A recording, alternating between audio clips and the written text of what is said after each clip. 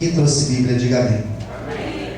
Se você olhar para o lado e ver que o seu irmão não trouxe a Bíblia, convide ele para ler junto com você. Abra comigo a palavra do Senhor Jesus Cristo na segunda carta que Paulo escreve aos Coríntios. 2 Coríntios, capítulo de número 3. 2 Coríntios, capítulo de número 3. Sabe aquela música? Você é o espelho? Quem conhece essa música aí? Diga amém. Amém. Sabe que essa música, muito provável que ela tenha sido escrita em cima desse texto que eu vou ler para vocês. Cadê? Vamos cantar essa música aí, só o refrão dela. Precisa desligar o teclado, irmã Valéria, por favor. Desliga aí. Vamos ver se vocês conhecem essa música. Você é o espelho que reflete a imagem do Senhor. Não chore se o mundo ainda não notou. Já é o bastante Deus reconhecer o seu valor. Você é precioso, mais raro que o ouro puro de Ofir. Se você desistiu, Deus não vai desistir. Ele está aqui pra te levantar. Vamos de novo? Mas eu quero ver agora a igreja cantando junto. Vocês vão cantar. Você é o espelho. Você é o espelho Bem forte. que reflete a imagem do Senhor. Não chore se o mundo ainda não notou. Já é o bastante Deus reconhecer o seu valor. Você é precioso, mais raro que o ouro puro de Ofir. Se você desistiu, Deus não vai desistir. Ele está aqui. Ele está aqui pra te levantar. Se o mundo te fizer Glória a Deus. cair. Então esse texto que eu vou ler para vocês, muito provável que ele serviu de inspiração, né? Se não foi, pelo menos tem a mesma conotação. E nós vamos perceber isso na leitura. 2 Coríntios 3, versículo 15. A palavra do Senhor diz assim, 3,15. E até hoje, quando é lido Moisés, o véu está posto sobre o coração deles. Mas quando se converterem ao Senhor, então o véu se tirará. Ora, o Senhor é, diz aí? Mais alto, o Senhor é? E onde está o Espírito do Senhor, aí há liberdade. Aí existe, esse verbo aqui, né, com H é existir, então aí existe liberdade.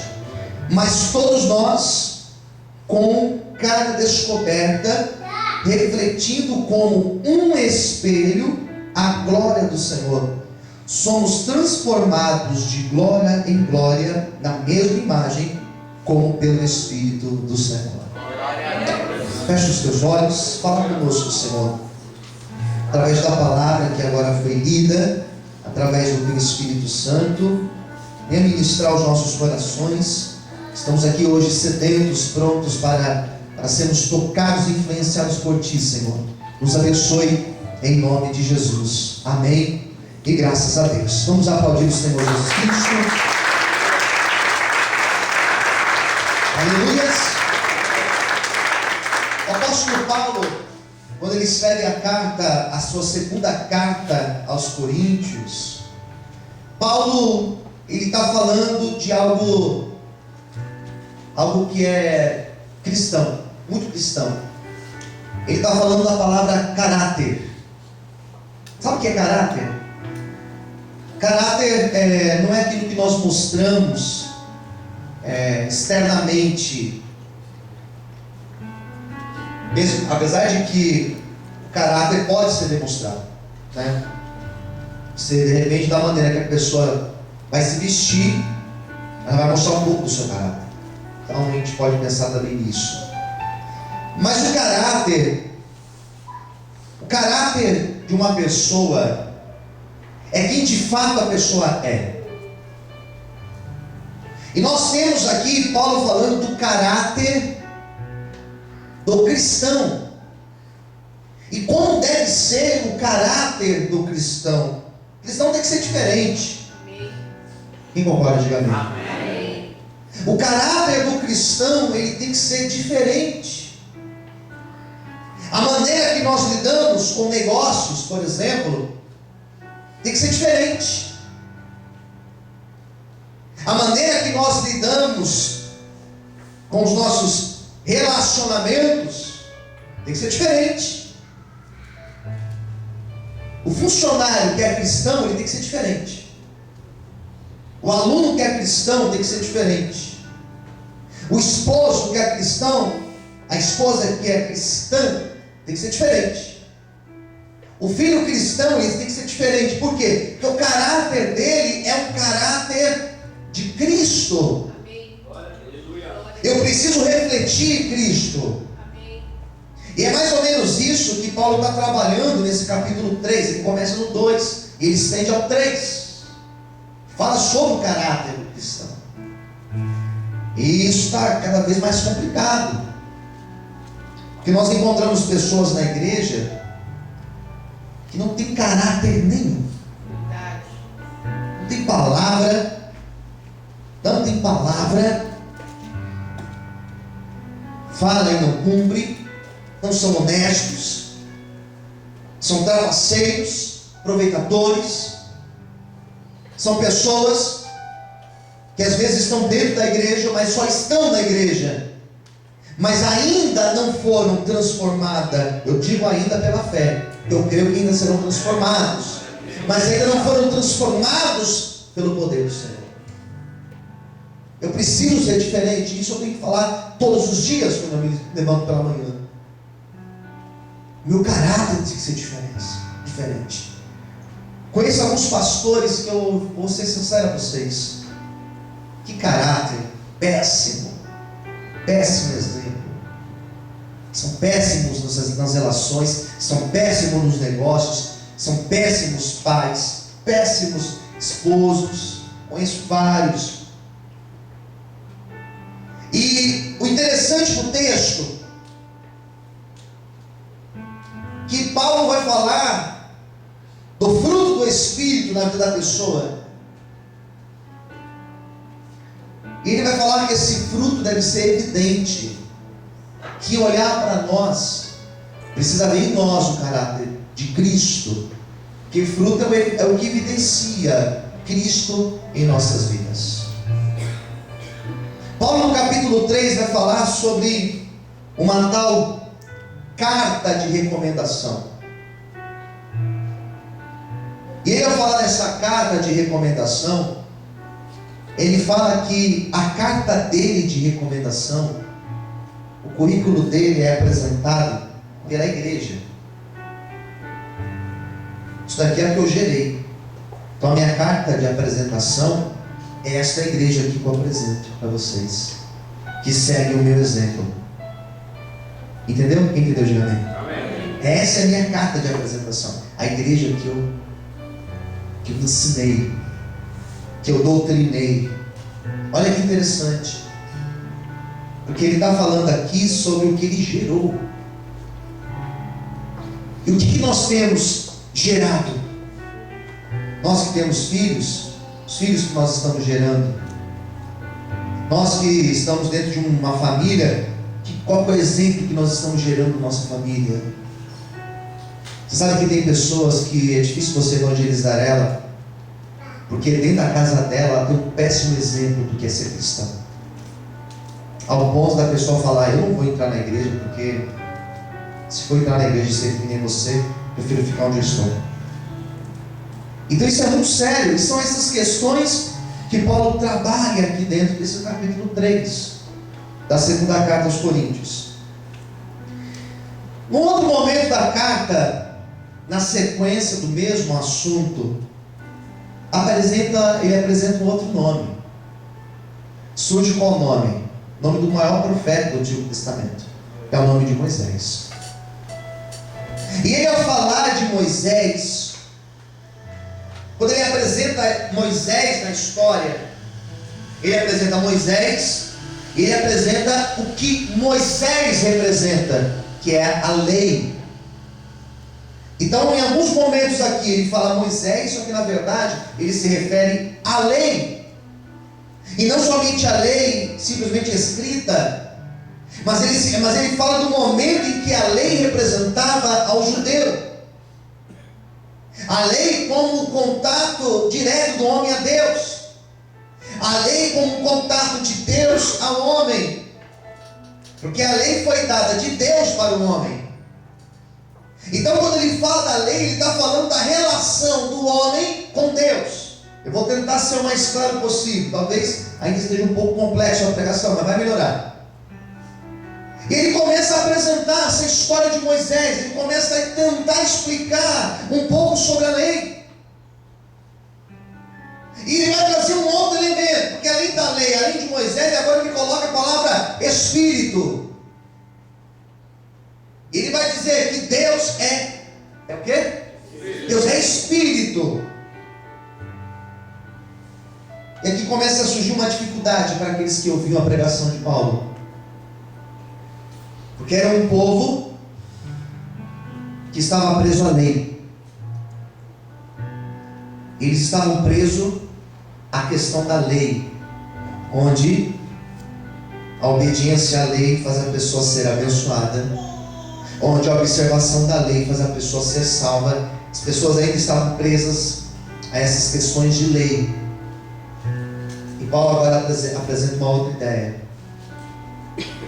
dizendo que agora nós temos a lei, não é descartável.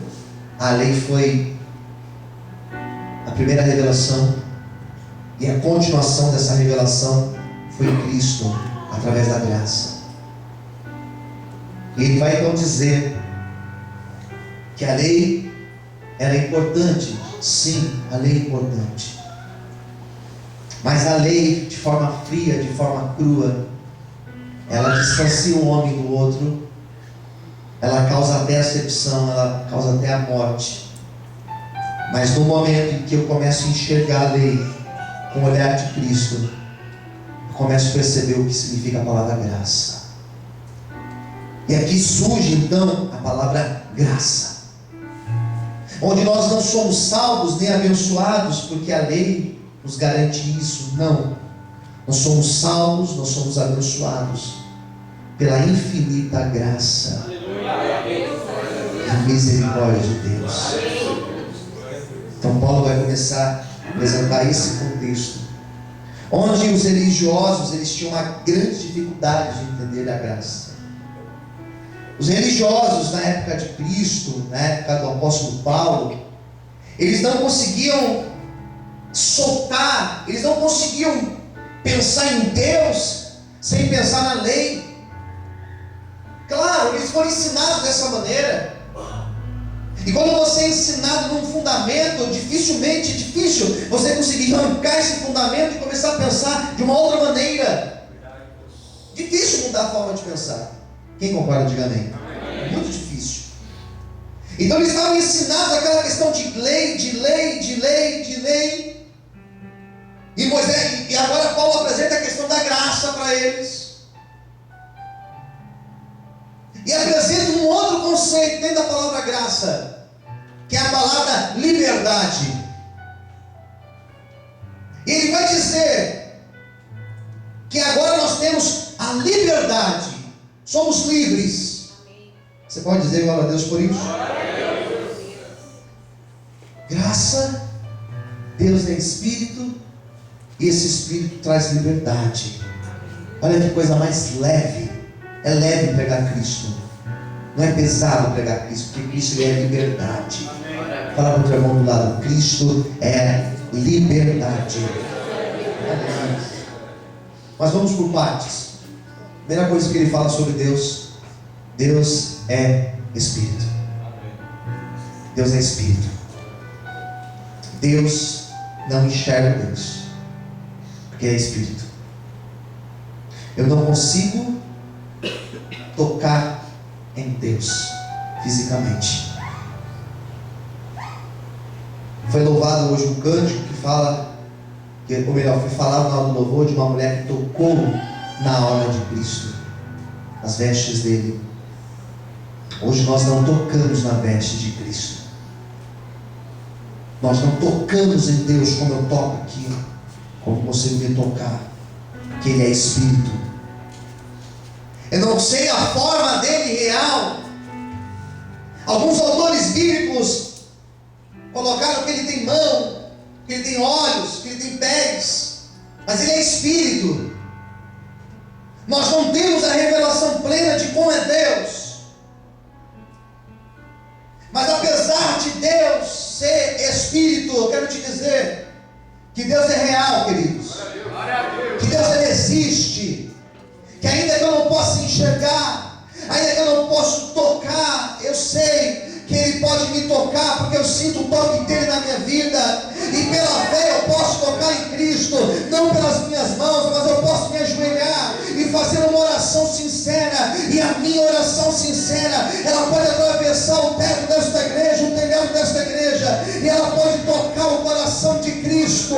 Por isso, nesta manhã, a primeira revelação de Deus aqui nesta palavra é essa: Ele é Espírito. Ainda que eu não possa tocar nele, Ele pode me tocar. Ainda que eu não possa sentir, Ele pode me tocar. Ele pode tocar a minha vida e Ele pode me transformar. E nesta manhã Ele vai tocar em cada um aqui. E se você crê, abre a tua boca e glorifique agora Ele bem forte. Aleluia. Olha o paizinho, vai Ele nessa manhã. Merece glória a Deus. Ele é Espírito, mas Ele é real, queridos. Olha o que Ele fez na nossa vida. Ele toca. Quem crê que Ele toca, diga amém. Essa pessoa que está no teu lado, só está aqui, no teu lado, aí sentada, ela foi tocada por Deus. Ela não é verdade? Quem concorda, diga amém. Então o texto vai falar isso. Percebe que se Deus é Espírito, a maneira que eu me relaciono com Ele, é claro que ela é diferente da maneira que eu me relaciono com essa pessoa que está aqui no meu lado, da maneira que eu me relaciono com a minha esposa, com os meus filhos, com os meus pais. Deus ele é Espírito. Se Deus ele é Espírito, as coisas que chamam a atenção dele são outras categorias. O que chama a atenção de Deus, por exemplo, não é a maneira que eu me visto, ainda que eu esteja bem vestido ou não esteja bem vestido. O que chama a atenção de Deus não é aquilo que eu oro, a maneira que eu oro, se eu oro muito bonito, se eu estou orando em hebraico, por exemplo, se eu estou orando em latim, por exemplo, se eu estou orando virado de frente ou estou de costas para a igreja. Não é isso que chama a atenção dele, porque ele é Espírito. Deus, ele é Espírito, ele enxerga diferente, ele pensa diferente. Inclusive, ele está olhando aqui, não para a nossa aparência. Se fosse olhar para a nossa aparência, talvez a gente não ia alcançar muita coisa, não. Ou talvez, né? Não sei. Mas ele olha no nosso interior. Glória a Deus. Olha para quem está no plano e diga assim: Ele olha para o nosso interior. Certa vez um sacerdote veio, um sacerdote, um juiz e um profeta, eram três coisas, chamado Samuel. Ele foi para ungir um dos filhos de Jessé, e ali teve uma linda revelação, porque ele foi ungir o mais velho, que era o mais alto, mais forte, mais bonito, e Deus falou: não é esse o meu escolhido, porque eu não olho para a aparência, eu olho aquilo que está lá no coração do homem. Aleluias. E diz a Bíblia que aquele que foi ungido, ao contrário do primeiro, o que foi ungido era o menor, era o mais simples, era o mais novinho, era aquele que estava lá no campo trabalhando com as ovelhas malhadas, por sinal. Foi esse o escolhido do Senhor. Eu glorifico a Deus, porque nesta manhã, quando o Senhor olha para esta igreja, Ele não vê eu e você da mesma forma que nós estamos enxergando uns aos outros, mas Ele está vendo o nosso interior, o nosso coração, a sinceridade que existe aqui dentro. Aleluia. Quando podem aplaudir a Deus por isso. Aleluia. Glória a Deus. Amém? Uma diferença grande da aparência para a realidade. A aparência a gente aparenta alguma coisa, mas na realidade só Deus sabe a nossa realidade. Concorda, queridos? Posso ouvir um amém? A outra coisa que ele vai falar, que é lindo e é libertador, ele vai dizer o seguinte, que Deus, Ele é liberdade. Deus é liberdade. E Ele veio para trazer liberdade. Ele veio para nos libertar, queridos.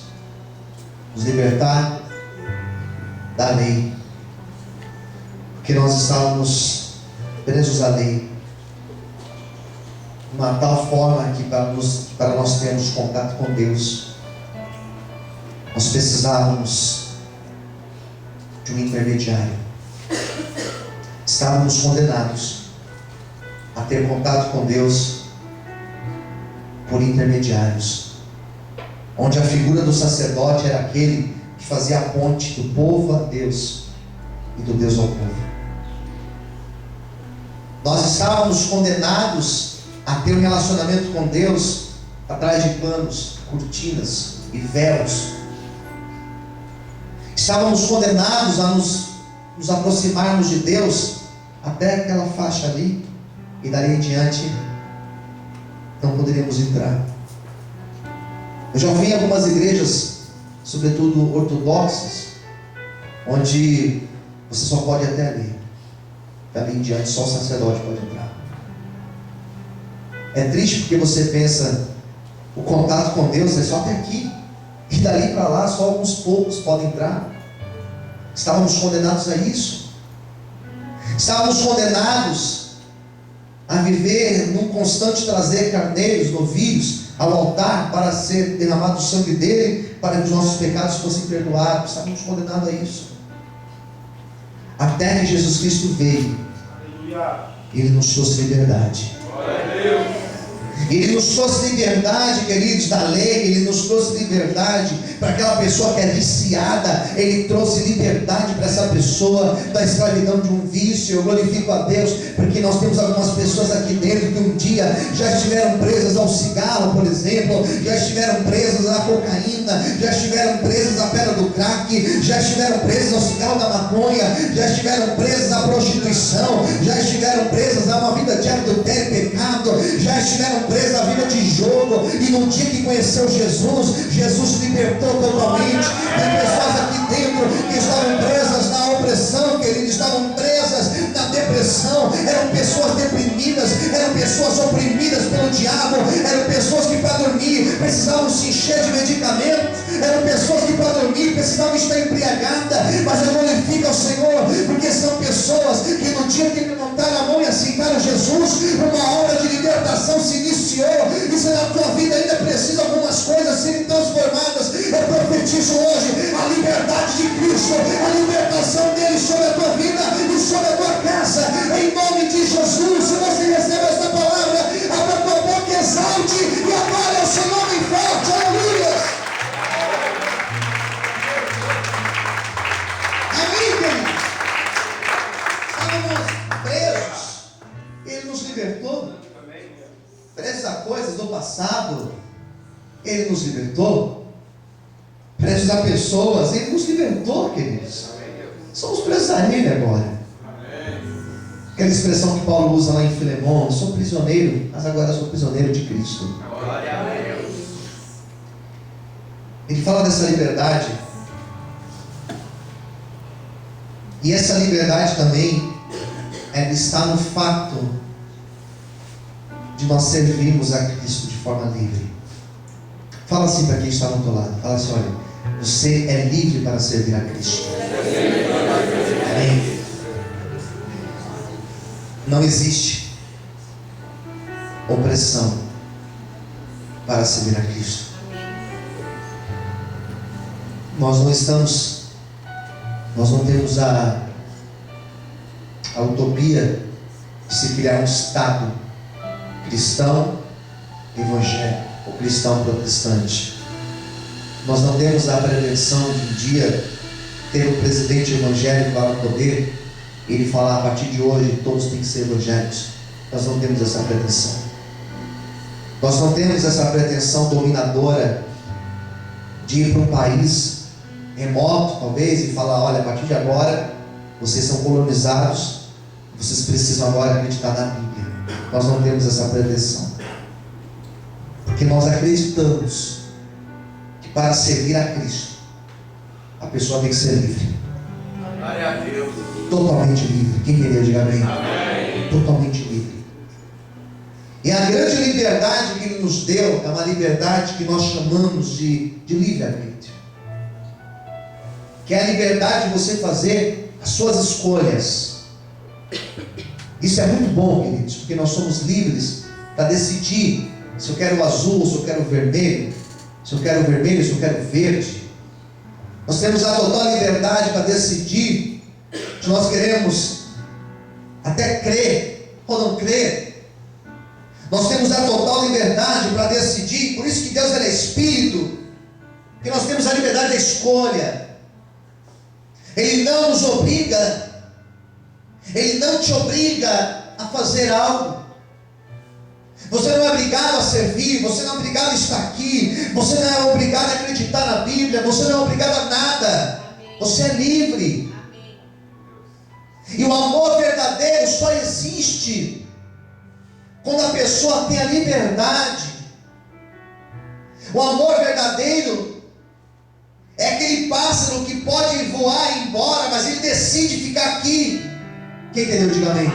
Ele decide ficar aqui, porque ele poderia voar, ele poderia ir para onde ele quiser, mas ele decidiu ficar aqui. E essa decisão, queridos, é a decisão que eu faço todos os dias, quando eu acordo pela manhã e eu falo: Senhor, o meu dia é teu, o meu dia pertence a ti, a minha vida, ela pertence a ti, Senhor. Eu poderia fazer o que eu quiser no meu dia, mas eu decidi, Senhor, estar na tua presença. Eu decidi viver para ti mais um dia, eu decidi estar nos teus altares.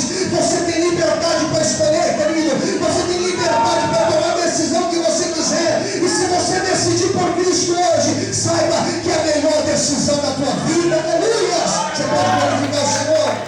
Amém? Glória a Deus. Ele poderia ter escolhido outro caminho para isso. Amém? Amém. Deus poderia ter escolhido outro caminho.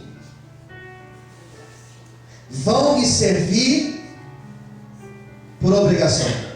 Pronto, todo mundo agora é obrigado a me servir. Chega de palhaçada. Vão me servir pela necessidade. Todo mundo com fome.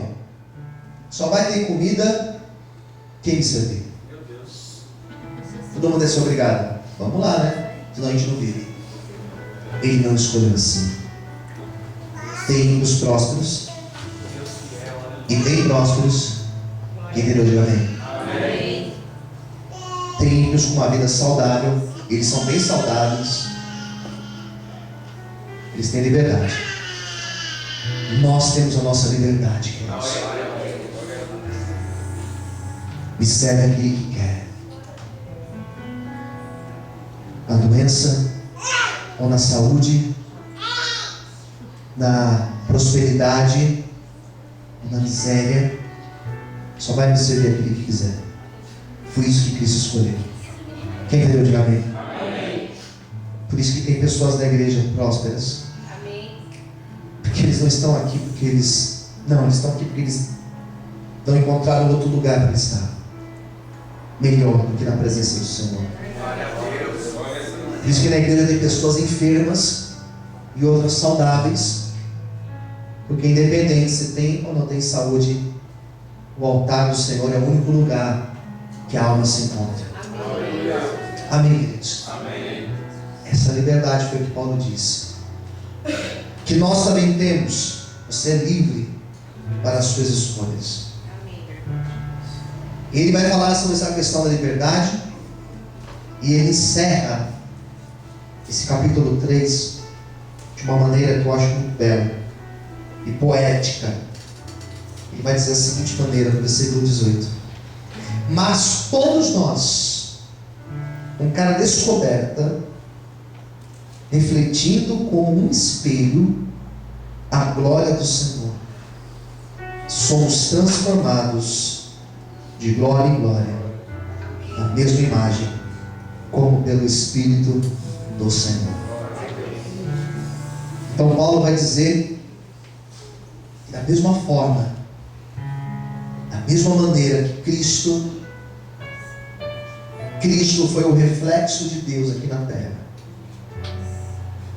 Da mesma forma que Cristo, da mesma forma que o Pai, o Filho e o Espírito, todos os três ao mesmo tempo são um.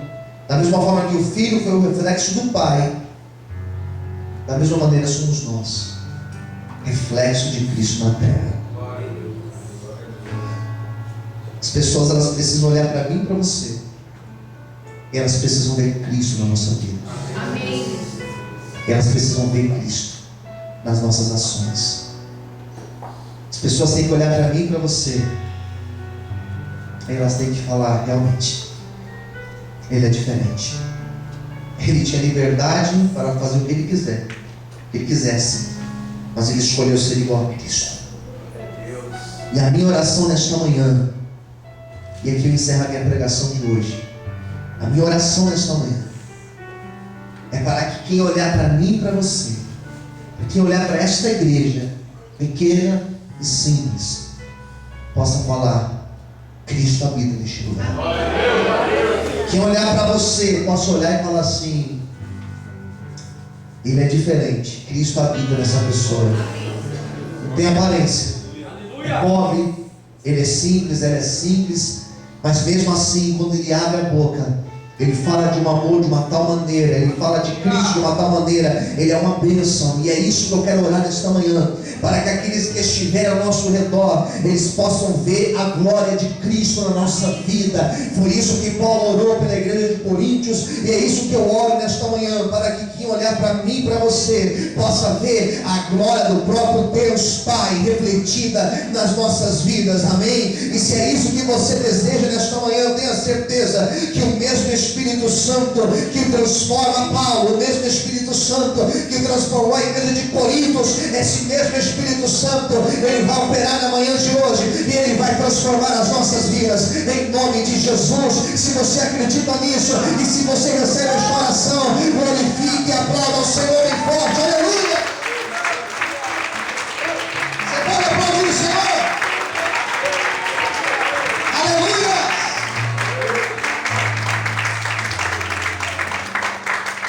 Uma certa mulher se encontrou com Jesus. João relatou isso no capítulo 4. Uma mulher que era samaritana. E ela perguntou: Senhor, onde nós devemos servir e adorar?